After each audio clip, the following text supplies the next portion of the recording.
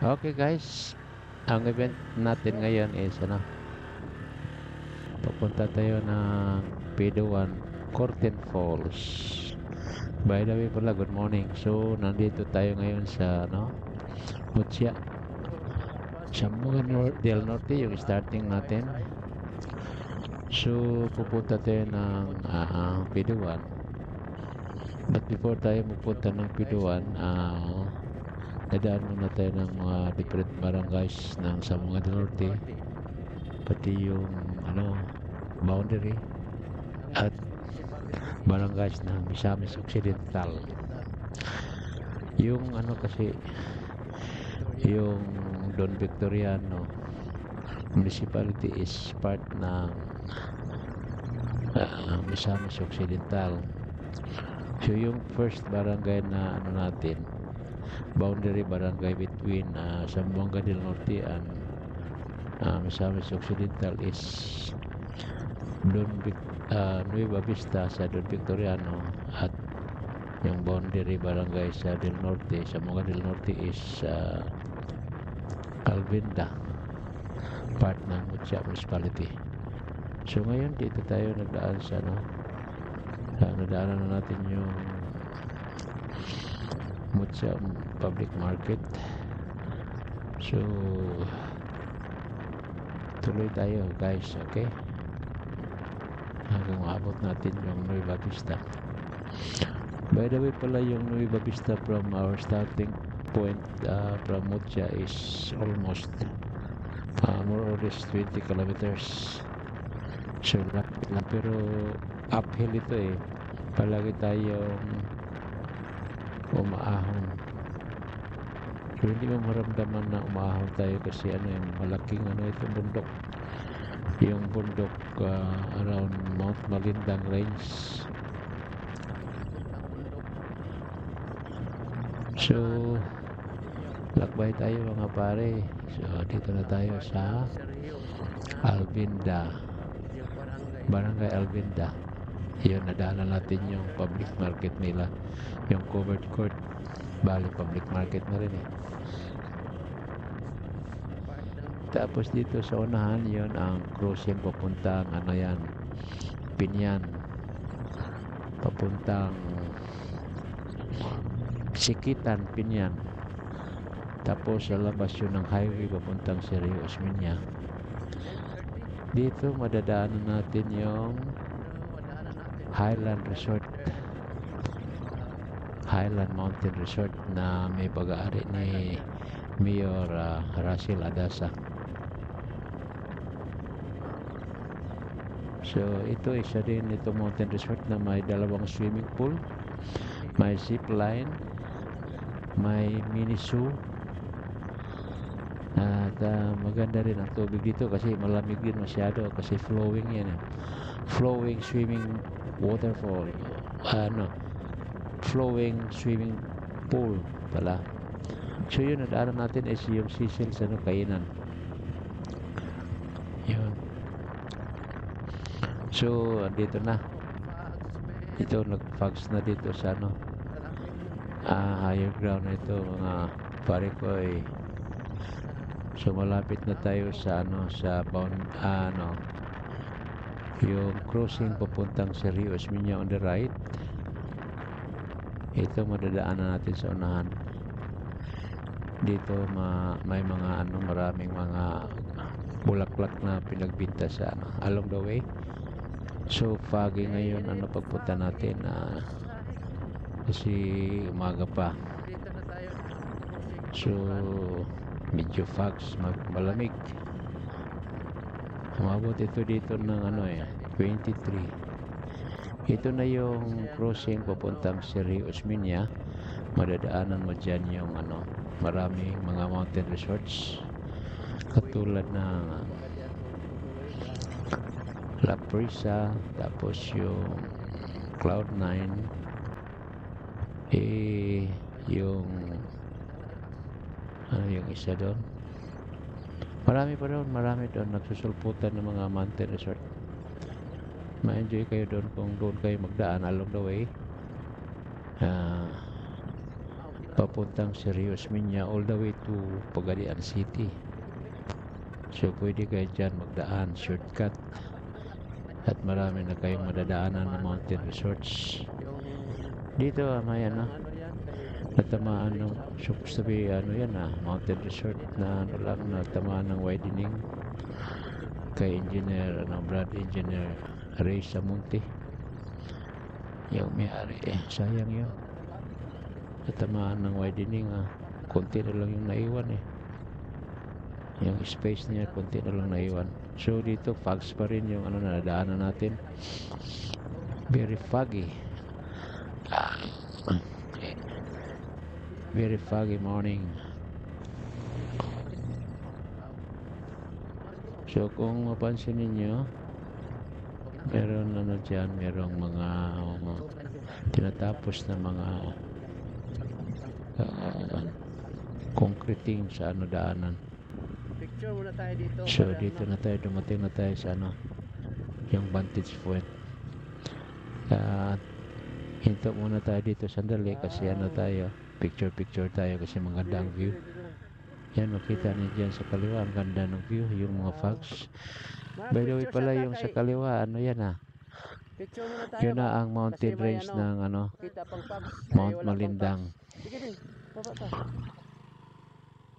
Yan, malaki kasi yung Mount Malindang range.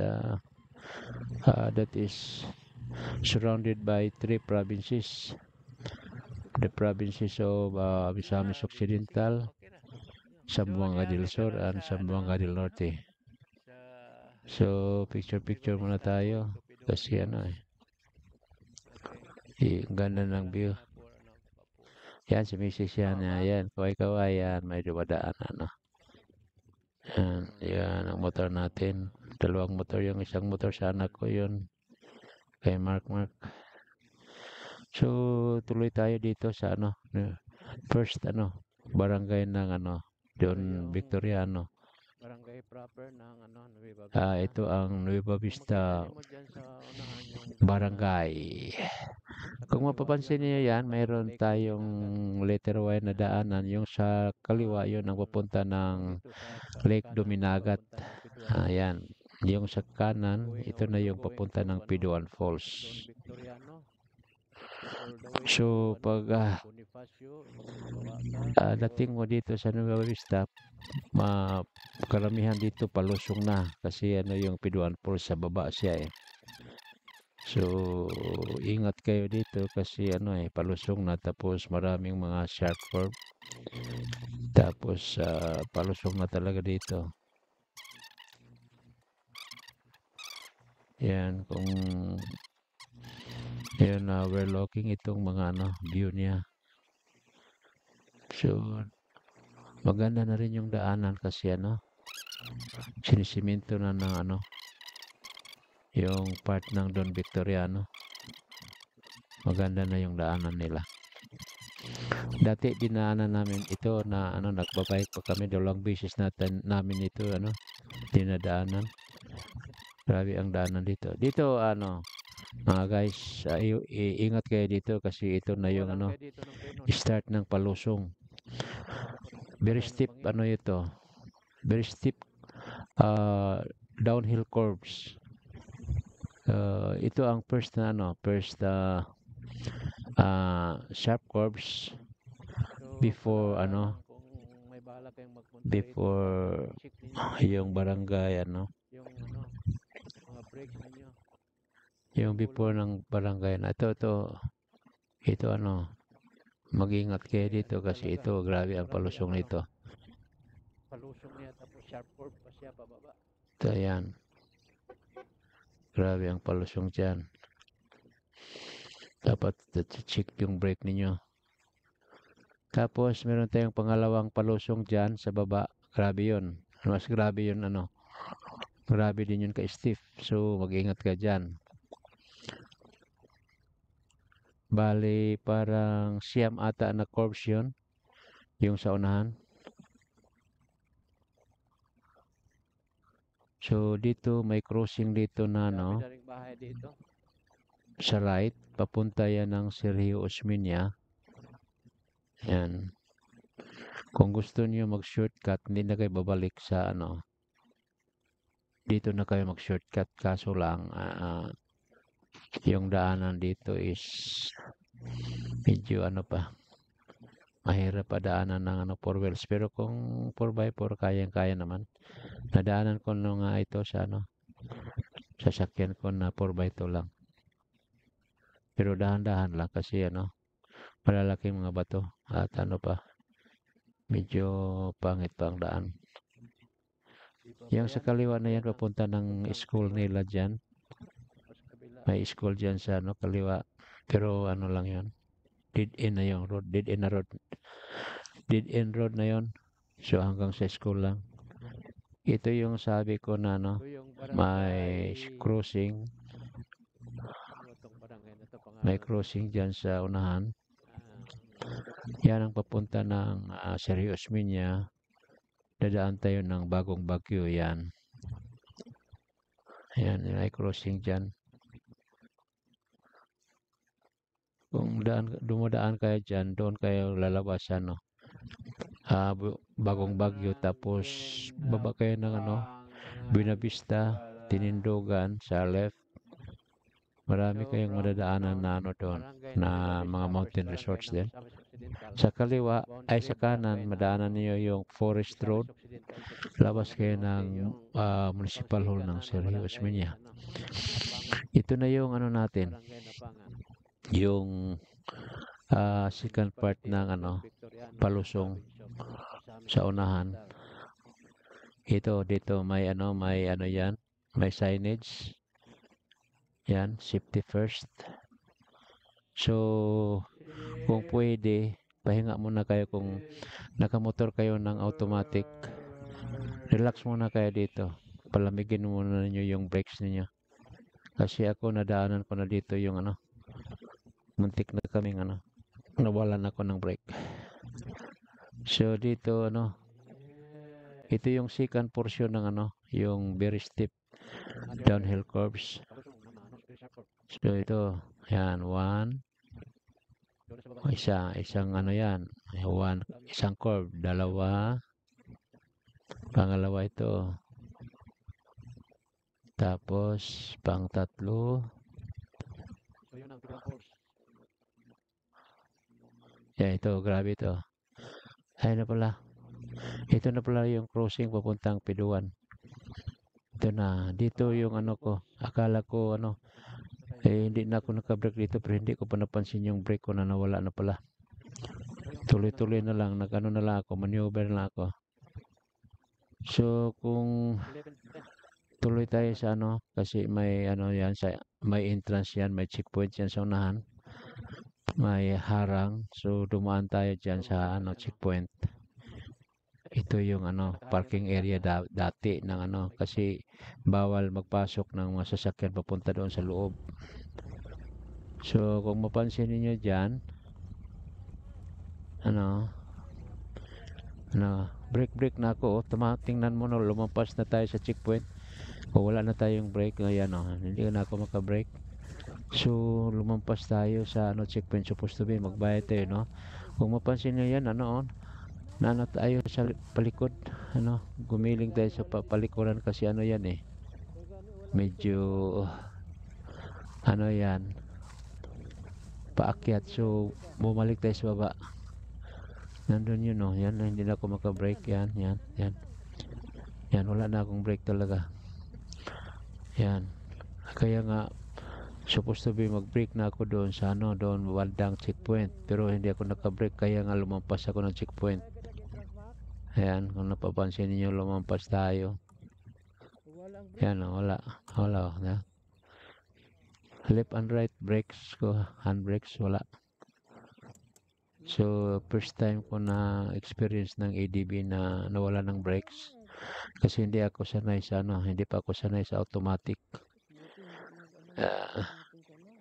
Kaya nga kung magpunta ka ng Piduan, kung automatic kayo, dapat hindi kayo didiretso, mag-relax muna doon sa ano, yung papuntang palusong. Stop muna kayo, palamigin yung brake pads niyo, yung disc brake, palamigin muna. Na senior, duha ka senior, ma'am. Tapos kung merong tubig, pwede nyo lagyan ng tubig Duha ka senior. para mag-cool off yung natin, disc brake natin. Ayan. Tumuloy na tayo. Hanggang makarating tayo sa Piduan Falls. Ayan. Maganda naman ang daanan dyan. Kaso ini-improve kasi ini-improve ng LGU yung daanan kasi ang daming magpunta dyan ng mga local tourist, pati foreign tourist. Meron ako nakita dyan ng mga Amerikano, mga foreigners naliligo. Gusto nila yun gusto nila yung mga parang parang nature, yung sa bundok, yun ang gusto nilang puntahan tayo din gusto rin natin puntahan yan masarap kasi dyan maligo kasi malamig ang tubig, tapos malinis talaga, malinis yung tubig Ito yung at nakawawala ng stress. So dumating na tayo dito sa Piduan Falls, kumuha tayo ng cottage, parking tayo ng motor doon sa sa baba. So guys, yun ang natin, tips sa mga nagmumotor ng automatic. Kung magpunta kayo dito sa Piduan Falls, tiyakin ninyo na yung brake ninyo ay gumagana. At the same time, kung sa tingin nyo ay mabigat yung dala ninyo, better to stop and call off your brakes. Kung may tubig, pwede mo lagyan ng tubig, splash mo para mag-cool off. At saka huwag kasi masyado mag-overload. Kasi yung automatic pala is iba sa manual. Kasi yung automatic, mahirap yung engine brake niya yung engine brake niya hindi katulad sa manual. So guys, yun ang natin ngayon, episode natin ngayon. Oh, nice. First time natin na nag-experience ng nawalan tayo ng brake sa ADB 160. But at the same time, maging aral na rin ito sa lahat ng mga ADB 160 owners. Thank you po at good day sa lahat.